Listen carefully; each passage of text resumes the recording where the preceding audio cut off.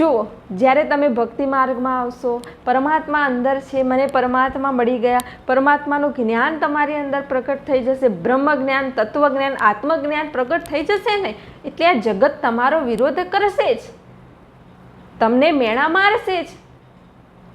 કેમ?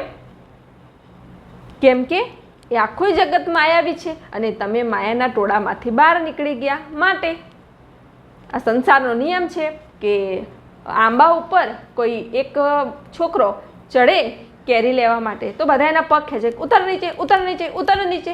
અને જ્યારે એ ચડી જાય ઉપર અને કેરીઓ લઈને આવે ને તો બધા ખાવા બેસી જાય. બસ આવો જ છે. મહાપુરુષો ઉપર ચડતા હોય ને ત્યારે આ સંસાર એમના પગ ખેંચે કે ઉતરો નીચે, ઉતરો નીચે, ઉતરો નીચે. પણ મહાપુરુષો ઉતરે ના ઉતરે, એ તો ઉપર ચડી જાય અને સરસ કેરીઓ લઈને આવે ત્યારે આખો જગત એ કેરીઓ ખાવા માટે બેસી જાય.